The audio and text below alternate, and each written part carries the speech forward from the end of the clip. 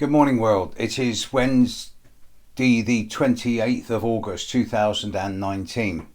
I view with interest some of the comments to my videos from yesterday, particularly the one about how I'm grandfather, and I'm thinking, all these lovely comments. Thank you so much, but actually, I'm just an ordinary Joe. As in, I breathe and I eat and I go to the toilet just like everyone else, and I struggle to make a living. I make a living, but I'm just a normal guy.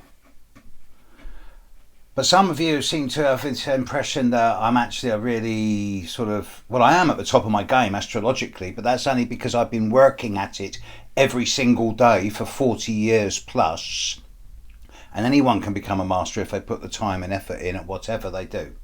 However, I'm going to fulfill that role today, so class is in. Pay attention. This is a different one than normal. Let's talk about precession. Every 4 years, we get a leap year, where we get an extra day at the end of February. This is because the year is not 365 days long. It's about 365.23, days long. So every year we get a leap year to add up so that everything fits. Every 4 years is a leap year unless that year ends in a 00. For example, there was a leap year in February 1996, and then the next one was February 2004. There wasn't one in 2000 because it ended in a 00. This balances things, but what it actually means is that every year, the spring equinox, the moment that the sun moves into 0 degrees of Aries, moves forward by 6 hours, or just about 6 hours every year. So you've got year 1, Year 2, 6 hours forward. Year 3, 6 hours forward. Year 4, 6 hours forward. Next year, it jumps back because of a leap year. Starts again, 6 hours a year, jumps back. But it's not actually quite precise. Every 4 years, the equinox moves forward by approximately 1 minute of 1 degree every year, which is a minuscule amount. But over a long period of time, it adds up to a very important cycle. When you look back, for those of you who are astrologers, look back at the ephemerises of the 1940s and the 1950s, and you will see that the spring equinox was always on the 21st of March, sometimes on the 20th. For summer, the winter solstice was always on the 21st of December, occasionally the 20th. Now, 75 years on, the spring equinox is always on March the 21st and quite often March the 22nd. Winter solstice is always on the 21st or quite often December the 22nd. The equinoxes and the solstices have moved on a day in the last 75 years. That is because that 1 minute of 1 degree each year that the equinoxes and the solstices are moving forward, it is not 1 minute of 1 degree, it's about 1 minute of 1 degree, and it adds up to 1 degree moving forward every 72 years, which we don't see because our lifespan is not that long. But when you add this up over a long period of time, there are 360 degrees in the zodiac, and if the precession of the solstices and the equinox moves 1 degree every 72 years, which it does, 72 times 360 is 25,920, I think, which is the cycle of the precession of the equinoxes. Every 25,900 years, let's call it 26 just to round it off, for 12 constellations of the zodiac signs, according to, from an Earth-based observational point, precess around the equinox point. So every 25,920 years, the spring equinox point passes through all 12 signs. It is only in the last 1,000 years or so that it has been in Aries. If you take that number, 25,920, and you cut it in half, you get 12,860, something like that. 12,800, 12,900 years. And this is where it gets really weird. If you go back in history 12,800 years to when the spring equinox would have been at the end of Leo, start of Virgo. Actually, you need to go back a bit further for that. You need to go back about 15,000 years for the spring equinox to be in with the constellation of Leo on the spring equinox. This is where it starts getting really weird, because there's a number of what's called pseudo-archaeologists who have raised the inconvenient point that the configuration of the pyramids of Egypt along the Nile, the positioning of the Great Pyramid and its attendants is precise.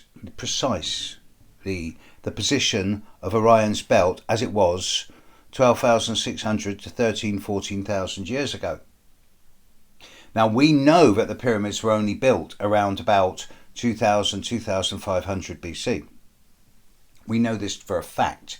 The oldest pyramids go back to about 4,000 BC. But it seems that the site for these pyramids was calculated a lot before then. There are also pseudo-archaeologists who have stated with fairly convincing evidence that the Sphinx is a hell of a lot older than people think it is, and they point to the erosion by water of the base rock around the Sphinx as evidence of this. If the Sphinx is as old as the pseudo-archaeologists suggest it is, around 14,000 years old, then this points to the time when Leo was rising on the spring equinox point, and the Sphinx would have been facing the constellation of Leo at the start of the astronomical and astrological new year at spring equinox, when there is 12 hours daylight and darkness all over the globe, just for that one moment of time. This, of course, leads into theories around prehistory and the fact that intelligence and humanity is a lot older than we like to think it, or that modern historians and scientists will say it is. And I'm not going to go too deep into that now, because it's a highly convoluted subject and it would take hours. I know a lot about it, but it would take a lecture. What's interesting is that about 12,500 to 13,500 years ago, in every culture of the world, there exists the records of a massive flood. This is in the Polynesian legends, the Aboriginal legends, the Inca, Maya, Toltec legends, the legends of the tribespeople from Zimbabwe. It's in the Bible. It's in the Siberian mythology. It's everywhere on planet. This story of the water suddenly cascading through as the ice sheets would have melted. Some 12,500, 13,000 years ago. Half a precessional cycle. We are now in a time of climate change. Regardless of the causes, and I'm not going to get into the politics of it, even though I'm a rabid environmentalist, as many of you know. Nevertheless, fact, we are in a time of incredible global change, climate change, where the ice sheets are melting at an ever faster rate. Water levels are rising. There is going to be another flood. It's going to happen. It's just a question of when. It seems that we're living in an end of culture time. Population is getting to the point where it's unsustainable. Technological development is happening so fast that it's getting really scary. Environmental degradation is increasing at an exponential rate. So I'm not suggesting that we're heading into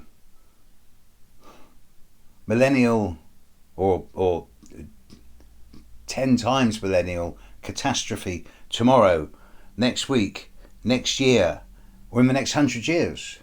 But I am suggesting that within the next 1,000 years, we're going to see some type of major cataclysmic event which is going to reshape the whole of human history, yes.